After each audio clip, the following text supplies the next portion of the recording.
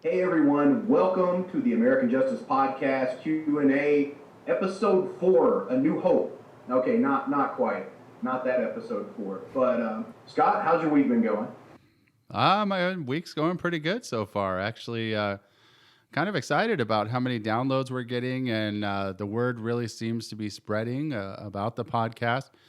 And it's not just, it's not just this last episode. It's like I keep getting comments about people that, they may have heard about it because of this episode, but then they're like so intrigued that they go back and start listening at the beginning, and that's really exciting too. So even though this particular episode had like the most downloads, it's like you can see the downloads from the first few episodes going up too as people are going back and getting caught up on it. So that's pretty excited. I'm really glad and very happy that people are getting into it. I'm just it's a lot of work that's been going into it, and it's nice to see it paying off a little bit.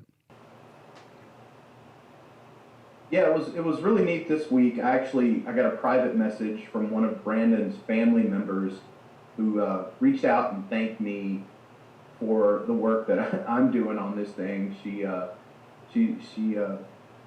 really enjoyed, I guess, the way that I'm explaining some of this as the co-writer, and it was really sweet. It was really sweet to hear from her, and that she was enjoying it. I don't want to go into too much detail. It's a private message. So, after going back and editing last week's Q&A episode, I almost felt like we were in the Brady Bunch. Like I should be turning and like looking to the side, say, hey, how's it going? So it was really weird because I didn't really know like where to look or where you would be. And then I finally figured it out, and it's just funny. It was like we were in the Brady Bunch, and I was like, felt like I should look up and then look to the side and look down. But what's that television show that used to come on? I'm not sure if it does anymore, like Crossfire, where they had everybody in the different windows and they would all argue with each other. Yeah, yeah, exactly. Like maybe we could start a show. Maybe we could start a political show, and we'll get like several people on here, and we'll all look at each other and argue with each other or something. That would be crazy, man. It would be kind of nice if we could do something like that with maybe some family members or maybe some law enforcement officers, and have an episode like that. Something to think about, something to look into, maybe for the future. One of the things that I do a lot of my research and kind of figure out. When I first started shooting a documentary, I had no idea what I was doing. I never shot a documentary before. So I just started watching YouTube videos, and it's like, okay, what angles do they use, and what lighting do they use, and just watch a bunch of tutorials. And it started out pretty rough, but I feel like now I've gotten to the point where I've done it enough, and I've started and I've watched enough tutorials that I think I have it pretty well figured out. But one of the things that I've also been doing is I've been watching some other podcasts and how they do their Q&A episodes and how they do their just their regular. A lot of people just do podcasts on YouTube. They don't even really publish it to Stitcher or anything like that, except for they just take the audio from the video that they did. So I've been looking at those and seeing some different ideas and stuff, and I definitely think going forward, once we are all able to touch each other again, then I have some ideas on how we'll do some future episodes and stuff like that, and make it look really good. And especially now that we're getting people actually watching and listening and engaged. Hey, you remember that? You remember when you could touch people? Isn't that great? That was amazing. I think I remember it. I'm not sure. Yeah, there's definitely enough to keep us busy for on this podcast. That's for sure. There's lots of information, and I'm really excited to kind of it's like the first few episodes were just kind of laying the groundwork. Now we're getting into the nitty gritty and the meat of the story. So. Well, it seems that everybody's enjoying it. We get more and more listeners every week. And as a matter of fact, right now I'm going to jump to a few questions we had from this last episode that we got through the email. And let me start here with question one. Question one comes from Kendra from Linwood, Washington. I've been to Linwood a few times, had a couple of good weekends there. Not bad. I've never actually Uh, been to Washington at all. Washington State to me is the most beautiful state in the Western Washington State is the most beautiful state in our country. I firmly believe that, man. Love it so much. I've actually heard that from a lot of different people. So I will get there eventually when we can travel again. Yeah, it's pretty awesome. And Linwood here is a suburb of Seattle. Hmm. So it's just man, everybody is taking these virtual tours online. Just Google search pictures of like Linwood, Washington, and the surrounding area. I'm telling you. All right, her core question is Kendra's question. You're not an attorney or in law enforcement. How did you get your hands on so much information regarding Charla Woodruff? Wow, that's a really good question.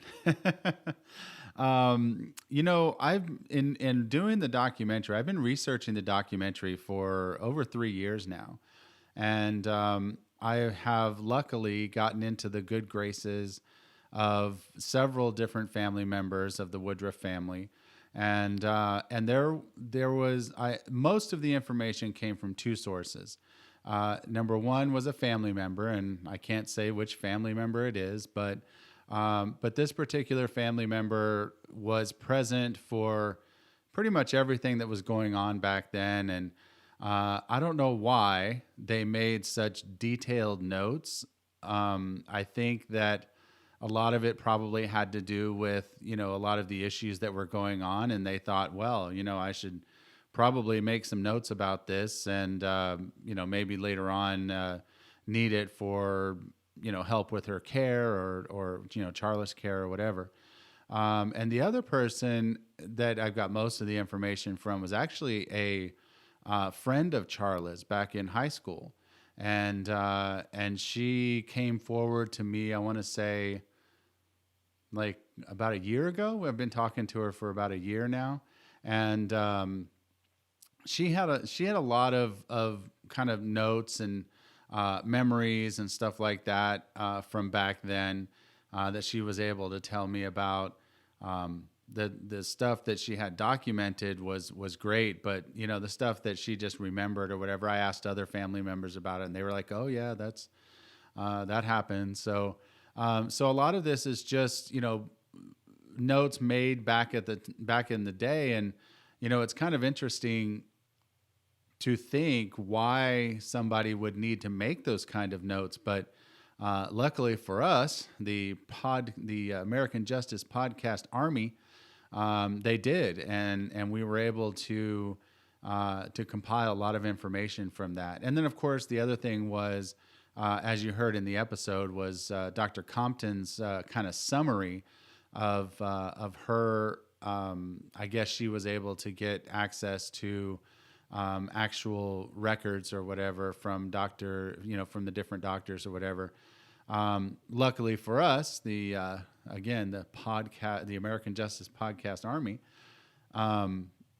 her information and her summary was actually entered into the record, so it became public information. So that's the reason that I was able to actually quote from her report instead of just putting together summaries and stuff like that. So that's how we were able to compile all of this information. And there was a lot of stories about stuff that happened back then from other family members and friends and stuff like that that we couldn't put in just because we weren't able to verify them. So it's something that we'll be able to do in the documentary, because then I can put them on camera, and then it's them saying it. It's their recollection. They're relaying it or whatever.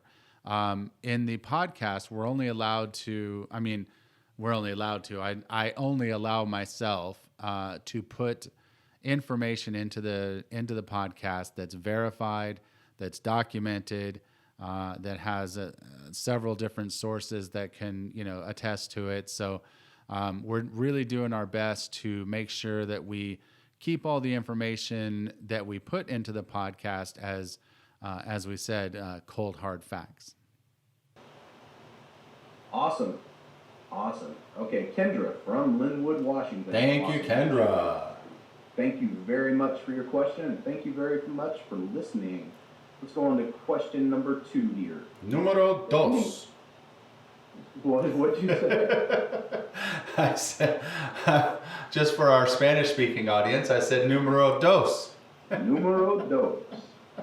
I can't read this question in Spanish. It's okay. I probably couldn't understand it if you did.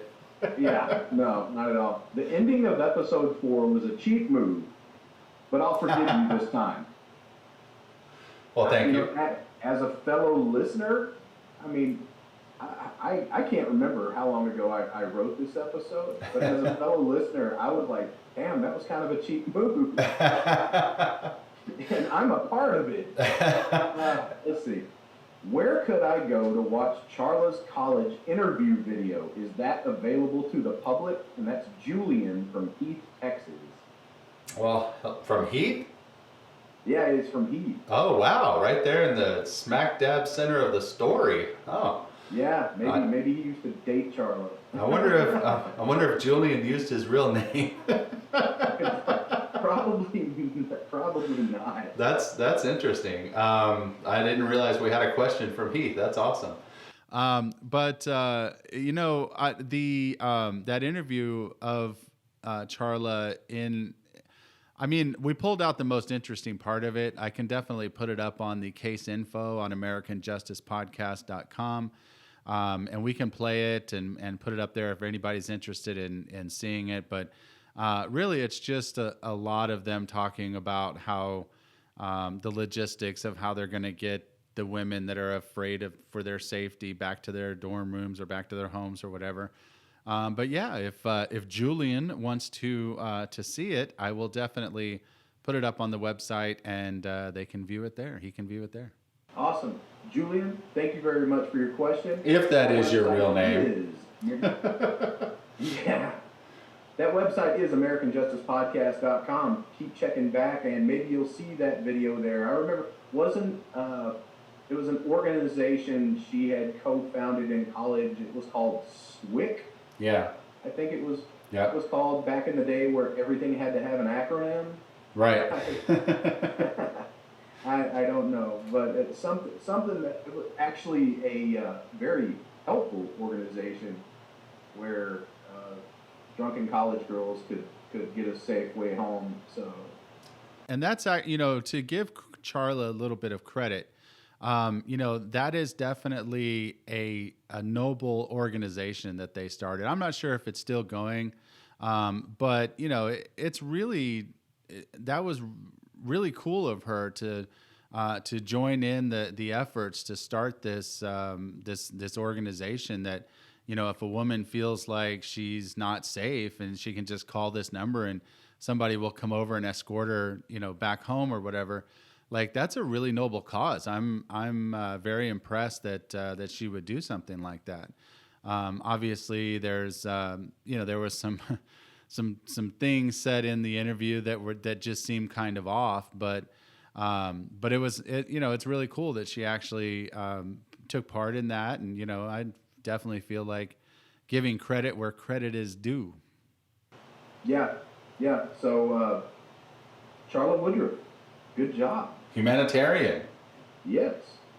Superhero. Right. Question number 3 comes from Keith from Farmington Hills, Michigan.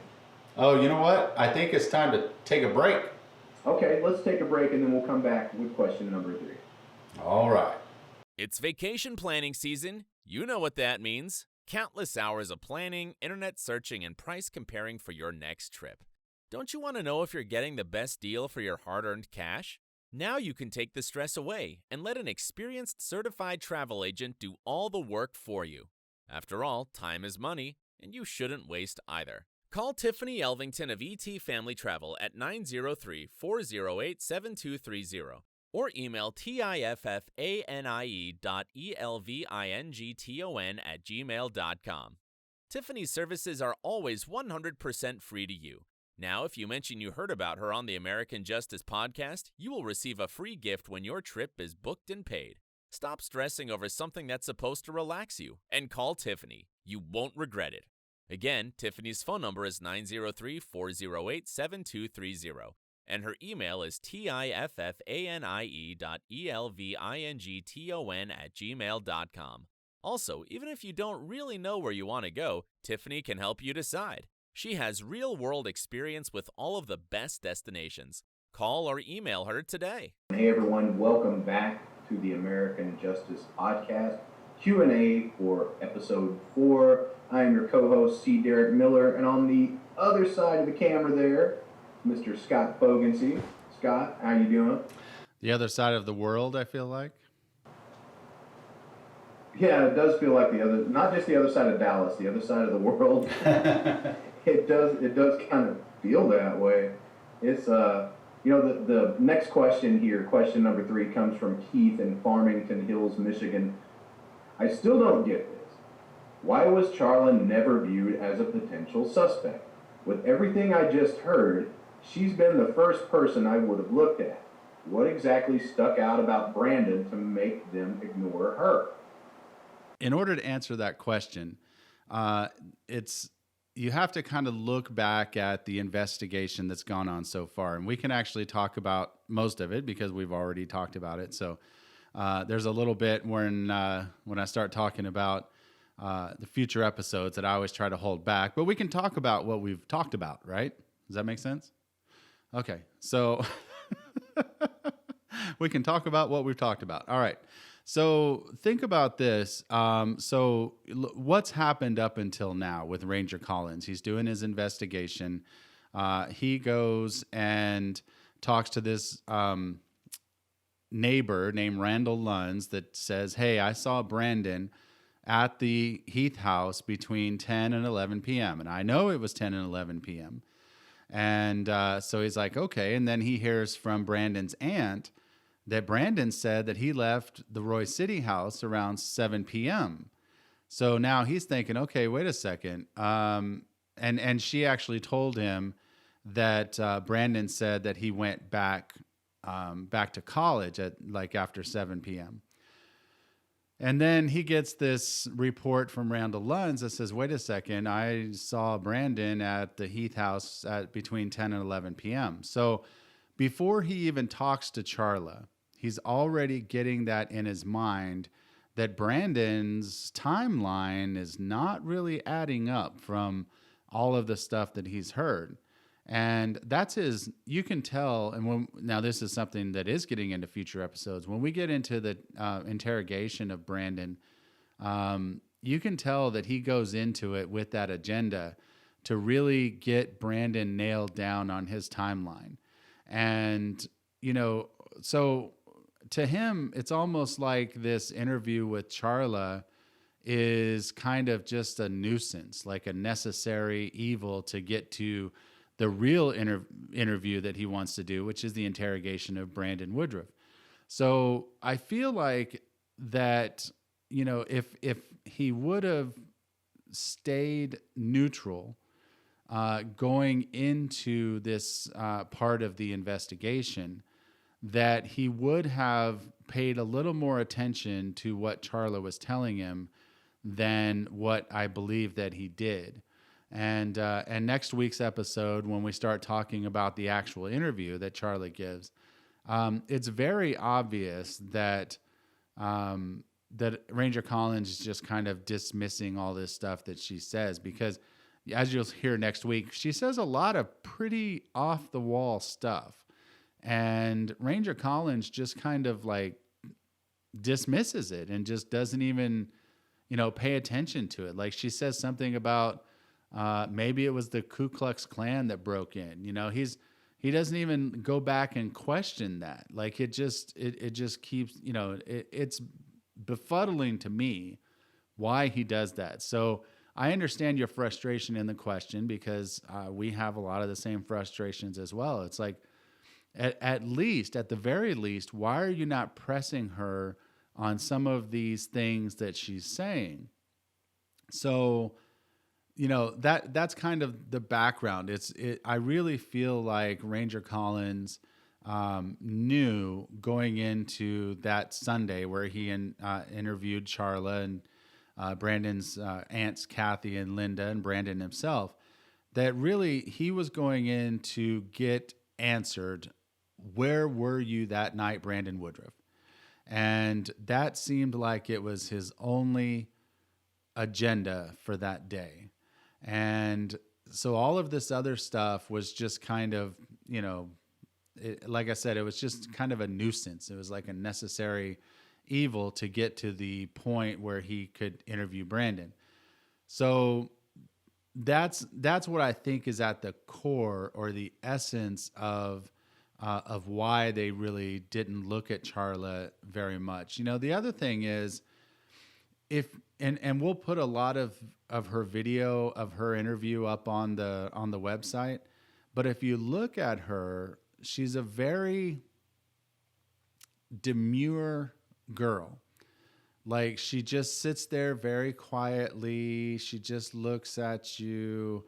She's just very, she acts very innocent. I don't mean act like she's really guilty, but she's acting innocent. I mean, she acts like an innocent, like, schoolgirl, She's just kind of very quiet and soft and demure. And it's like that, it just, I can understand why Ranger Collins would look at this girl and say, there's nothing to see here. This girl is there's nothing that she wouldn't even be capable of this. And of course, as we know from looking at, other killers and serial killers and stuff like that, I mean, it's really never the ones that you would expect. Ted Bundy was, very charming, and the only way that he got those girls in his car was to charm them. He didn't go in and force them into anything. Like, they got in the car willingly. So it seems like it was probably a lot of Ranger Collins's inexperience at this point. Even though I know he's the Texas, the top Texas lawman, it does seem like this was,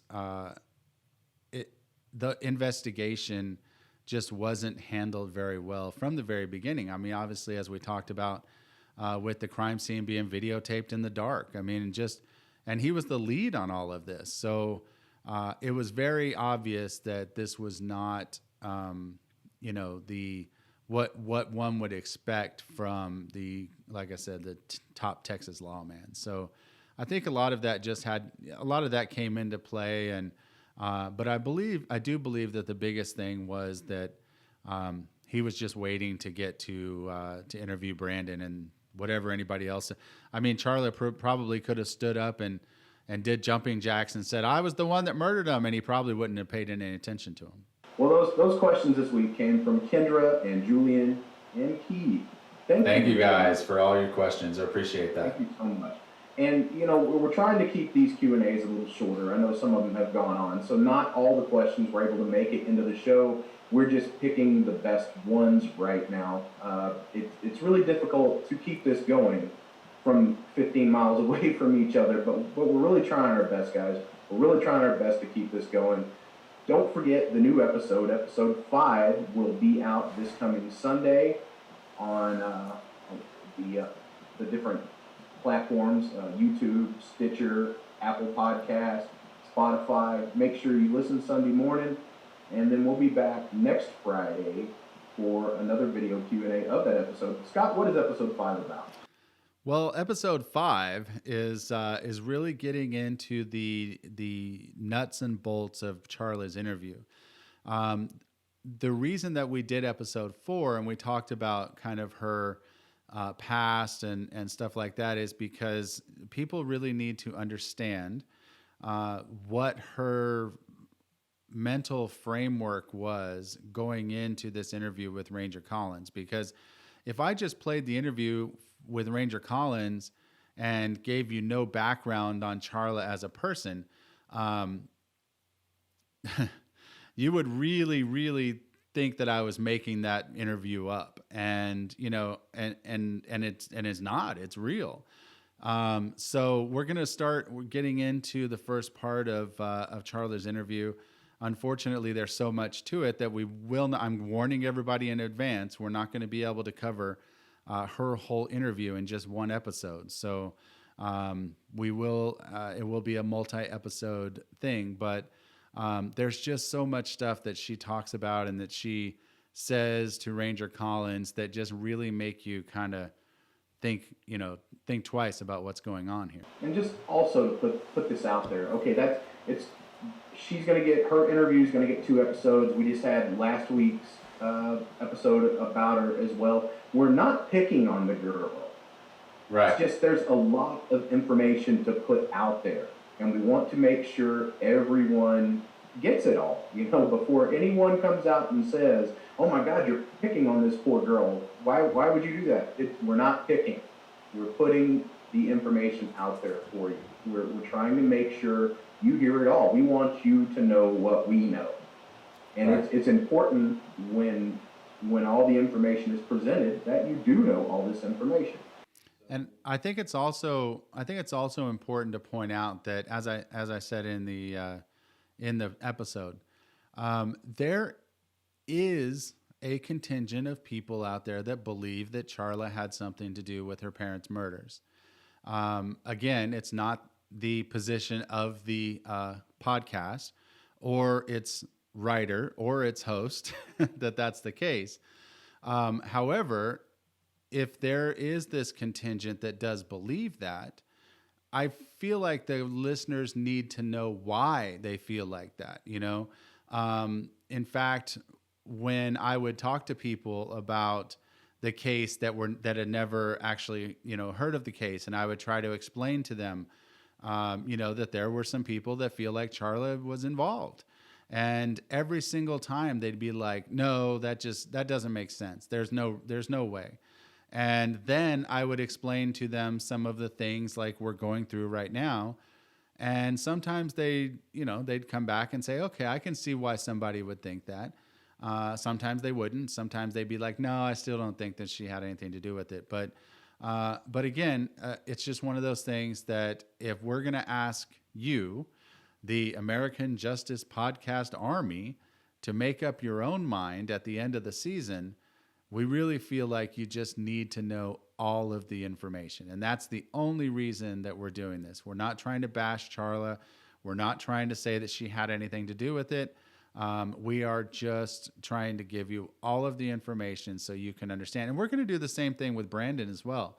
When we go, his interview or interrogation will probably be a multi-episode as well, because there's a lot of information that comes out of that. And he gives a lot of information, and there's, stuff that needs to be, that you need to understand about that as well. So it's not just Charla that we are, we're not trying to pick on her or anything like that.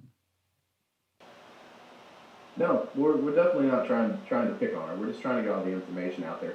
Plus, at any given time, and this goes the same for Charla Woodruff as it does Mike Etherington or Dusty Perry or Joe Hagerman. Did I get all those names right? That you got all the shit kickers. At any given time, you want to come on this show and say your piece or debate or anything, we welcome it. Yeah, and that may actually be a question that people have. I have reached out to every single one of these people, Charla, Mike, Joe, Dusty, everybody, and everyone so far has declined to be interviewed, or even in the example or in the case of Mike, I sent him a list of questions because he said that he would entertain answering written questions for me. So I sent him a list of, I think, 10 questions, and he has yet to get back to me. So, but yeah, absolutely. What C. Derick said is absolutely correct. Anytime that anybody wants to come on the show, you are more than welcome to come on and explain your position, talk about how it's affected you. Because I know that one of the things when I was talking to Mike, he did say that, it was affecting him and his family life, that all of this suspicion seems to be cast on him, and he just wishes that it would go away and stuff like that. So If you would like to, Mike, come on anytime and talk about how this has affected you, or talk about how we got stuff wrong. If you feel like we got information wrong, if you feel like any of the information that that looks suspicious or whatever is just, there's a perfectly good explanation for it, I would implore you to reach out, and we will give you the floor. We will not try to edit anything. We will not try to make you look a certain way. We will give you the floor and let you say whatever you want to say. Yeah, I mean, we're not looking to bash anyone. We're looking for the truth, and I've said this for so long.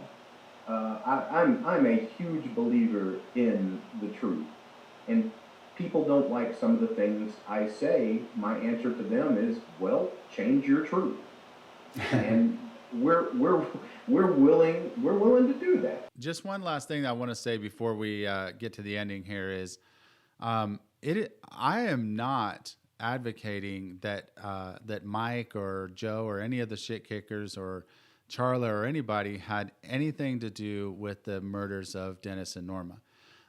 It is very possible that it was, as we'll get into future episodes, there's also there were rumors of drug dealers in the area. There was a guy that did some work on their fence that wasn't paid. There was some rumors that he came around. So, we are totally open to the fact, or to the possibility that we don't even have any clue who actually committed these murders. The only thing that we're doing, as we're doing with Charla, is we're putting the information out there. And if there's something that makes somebody look suspicious, we're going to put it out there. If there's something that makes somebody look innocent, we're going to put it out there. So if Mike or Joe or anybody has any information that we don't have access to, that just absolutely, proves or whatever that you had nothing to do with it, come on and give it to us. I will be more than happy to put the information on the show. And that's one of the things that we'll also get into when we do get into Mike is and Joe and all them is, if you didn't have anything to do with it, then I would hope that you would be totally on board with joining the effort to find out who actually did it, because it's 100% clear to us anyways, and hopefully to you by the end of the season, that Brandon was not the one that did it. So. Right, that's what I was going to say. We're not saying that any of those people did it. We're just saying that Brandon did it. Correct. The American Justice Podcast is owned and copyrighted by Atua Productions, LLC. Your host is Scott Poggensee, and your writer is C. Derick Miller. The theme music for the American Justice Podcast has been created and composed by Josh DeRosa. Scripted and recorded episodes are published every Sunday morning, with follow-up Q&A episodes released on Fridays. Atua Productions aims for this to be an interactive podcast, where you, the audience, has a great amount of influence on the content of our shows. You can interact with us in several ways. First, and most preferred, is you can leave us a voicemail. Our phone number is 972-942-0444. Be sure to leave your name and the city you're calling from, along with whether or not we can use your voice on the air. If Facebook is more your style, you can log on to our Facebook page at facebook.com/American Justice Podcast. Feel free to leave a comment, or you can message us on Messenger if you have a more pressing question or issue. If you would like to blog about the show, then you can log on to AmericanJusticePodcast.com and tell us what you think there. You can find many of the documents discussed in this episode there as well. If you are a tweeter, you can also voice your opinion on Twitter at @AJusticePodcast. If you would like to support the show, you can do so in a couple different ways. First, consider visiting our Patreon page at patreon.com/AJPodcast. We have different levels of support that include t-shirts, guest call-in spots, and early access to our podcast and YouTube shows. Next, you can like, subscribe, and click the bell icon to get notifications of when we publish episodes. We would also very much appreciate it if you could give us a 5-star review. If you have any comments about the show, or more importantly, any tips on the case we're discussing, please call 972-942-0444 and leave us a message. After all, if the subject of our podcast is innocent, that means someone out there is guilty. American Justice Army? Let's find them.